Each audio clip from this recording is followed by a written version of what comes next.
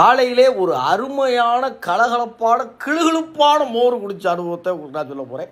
வழக்கம் போல் வண்டியில் தம்பியை தூக்கி உட்கார வச்சுக்கிட்டு அப்படி கேஷுவலாக ஏரியாவுக்குள்ளே போயிட்டு இருந்தா கல்யாண வீட்டு கேட்டரிங் சென்டர் மாதிரி பல வகைகளை வச்சுக்கிட்டு பல பேர் நின்றுட்டாங்க. ஏடான்னு வண்டியை ஓரமாக போட்டு திரும்பி வந்து பார்த்தா ஒரு பெரிய பிரியாணி அண்டாவில் மோரை ஊற்றி கொத்தமல்லி கருகப்புல்லை மாங்காயெல்லாம் பொடி பொடியாக நறுக்கி போட்டு ஒரு கிளாஸில் கொலண்டு ஊற்றி கொடுத்தாங்க. ஏடே யாருன்னு நீங்கன்னா தம்பி இதுக்கே என்ன அப்படி பூந்தி வாங்கினாங்க.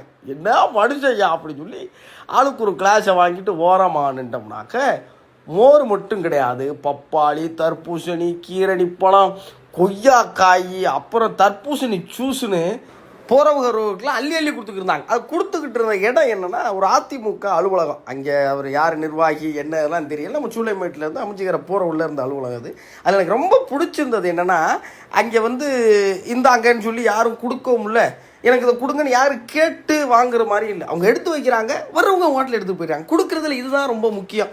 அவ்வளவு ஏழை எளிய மக்கள், வயசானவங்க, ஸ்விக்கி சொமாட்டா போகிறவங்க, வெயிலில் போகிறவங்க எல்லாரும் அவங்களுக்கு வேணுங்கிறத வாங்கி கொண்டு போகிற பார்க்குறப்ப மனசு குளிர்ச்சியாக இருந்துச்சு.